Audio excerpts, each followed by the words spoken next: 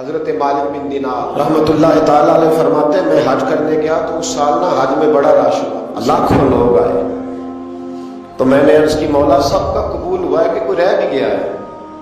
تو فرماتے مجھے خواب آئی اور بتایا گیا لاکھوں کا قبول ہو گیا۔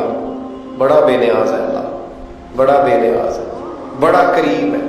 چاہے تو گھر بیٹھے بیٹھے کہے ماں باپ کا چہرہ دیکھ میں تجھے حج کا ثواب دیکھ، ماں باپ کا چہرہ کا سب کا قبول ہوا، ایک ہے محمد بن ہارون بلخی اس کا نہیں قبول ہوا۔ فرماتے میں سویرے اٹھا تو میں ڈھونڈنے لگا کہ بلخ کے لوگ، خراسان کے لوگ کہاں ٹھہرے ہوئے، وہاں علیحدہ علیحدہ ہوتے ہیں نا، یہ پاکستانیوں کی بلڈنگیں، یہ انڈین ہے، یہ فلان ملک کے، تو کہتے ہیں میں ڈھونڈتے ڈھونڈتے پہنچا تو میں نے بلخ کے لوگوں کو پا لیا۔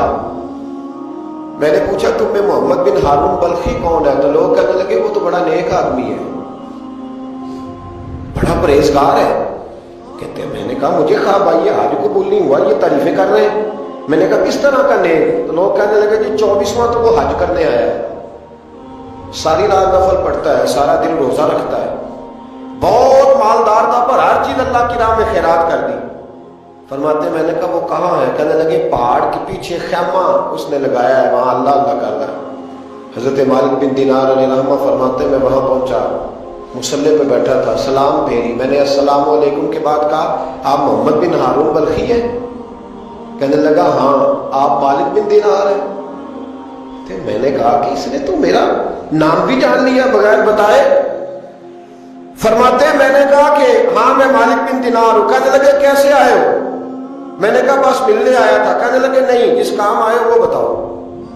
میں نے کہا میں ملنے آیا ہوں، تو کہتے وہ رو پڑے۔ کہنے لگے نہیں آپ کو خواب آئی ہوگی کہ میرا حج قبول نہیں ہوا۔ کہتے ہیں میرے رونگٹے کھڑے ہو گئے کہ اسے اتنا بھی پتا ہے کہ میرا حج قبول نہیں ہوا۔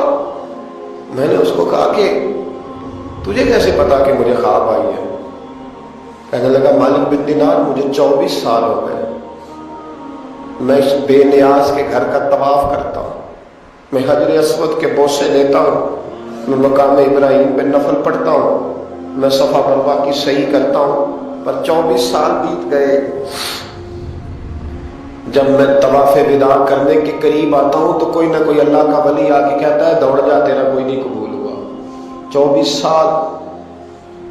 تو مالک بن دینار فرماتے ہیں میں اس کے قریب بیٹھ گیا اور اس کے گھٹنے پہ ہاتھ رکھا، میں نے، بندہ بھی معذور تھا، اس کا ایک ہاتھ کٹا ہوا تھا، چہرے پہ عبادت کے نشانات نمایاں تھے، اور میں نے کہا یار پھر تیرا حج قبول کیوں نہیں ہوتا؟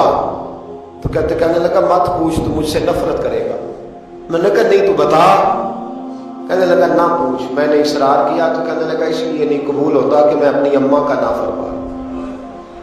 تے ماں کا نافرمان کیا ہوا؟ تو کہنے لگے اللہ نے دولت دی، جائیدادیں، گھوڑے، زمینیں، میں عیاش ہو گیا، میں اللہ کے دیے ہوئے مال کو ناجائز جگہ خرچ کرنے لگا۔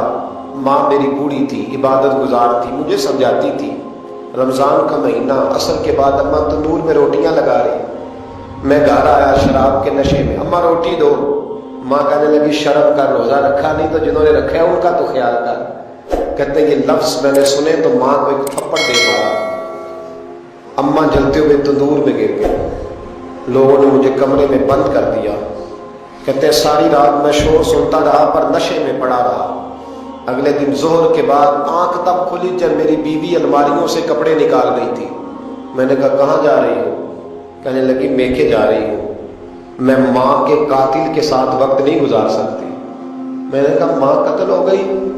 کہا ہاں، رات 9 مہینے تجھے پیٹ میں رکھنے والی اور چھاتی کا دودھ تیرے گلے میں اتار کے پالنے والی تیرے ہاتھوں قتل ہو گئی۔ کہا کدھر ہے میری ماں کی میت؟ کہا دفن کر دیا۔ بتایا کیوں نہیں؟ کہتے مرتے وقت کہہ گئی تھی اسے میرا منہ نہ دکھانا، میرے جنازے کے قریب نہ آئے۔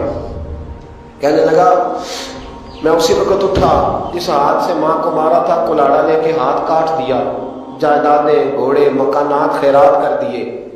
ساری رات نفل پڑھتا ہوں، سارے دن کے روزے رکھتا ہوں، ہر سال حج کرتا ہوں، عرش کا مالک معاف نہیں کرتا۔ حضرت مالک بن دینار کہتے ہیں میں نے بھی ایک تھپڑ مارا، میں نے کہا تو اسی قابل ہے تجھے معاف نہ کیا جائے، کبھی تجھے معافی نہیں ملے گی۔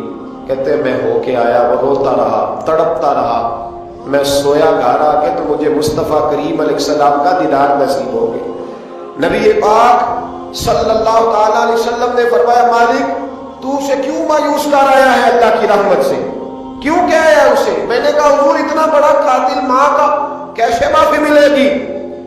تو محبوب فرمانے لگے اس کی ماں کی وجہ سے ہی اسے معافی ملے، ماں کی وجہ سے۔ حضور کس طرح؟ فرمایا ماں قیامت کے دن اس کے خلاف مقدمہ دائر کرے گی، کہے گی اللہ اسے پوچھ میرا جرم کیا تھا، مجھے کیوں جلا کے مارا؟ رب بات سنے گا اور پھر کہے گا اٹھاؤ اس کے بیٹے کو۔ ماں او بچے کی ماں بھیجے نا تیرے بیٹے کو سزا دے، کہے گی یا اللہ سخت سزا دے، تو رب کریم فرمائے گا اٹھاؤ اسے جہنم میں لے جاؤ۔ مصطفیٰ کریم فرمانے لگے جب زنجیریں ڈال کے فرشتے دوزخ کی طرف لے جا رہے ہوں گے نا تو پلٹ کے ماں کی طرف دیکھے گا، تھوڑا پھر آگے بڑھیں گے تو پھر دیکھے گا، پھر دوزخ کے قریب جائیں پھر دیکھے گا اور کہے گا اماں جی مجھے جلائیں گے، مجھے تکلیف ہوگی، زندگی میں جب درد ہوتا تھا تیرا نام میری زبان پہ آتا، اماں مارنے لگے ہیں مجھے جلائیں گے۔ میرے مصطفیٰ کریم فرمانے لگے وہ ماں اسے جلا کے مار دیا، وہ میدان محشر بول پڑے گی، کہے گی اللہ اے اللہ اے اللہ۔ رب کریم فرمائے گا کہ عرض کرے گی مولا میں نے معاف کیا تو بھی اسے معاف کر دے۔ اللہ فرمائے گا اس نے تو جلا کے مارا، تو کیوں نہیں جلنے دیتی؟ حالانکہ اللہ سب جانتا ہے، کہے گی مولا میں تو ماں ہوں نا، کیسے موقع دوں؟ تو میرے محبوب فرمانے لگے مالک اللہ اسے اس کی ماں کی وجہ سے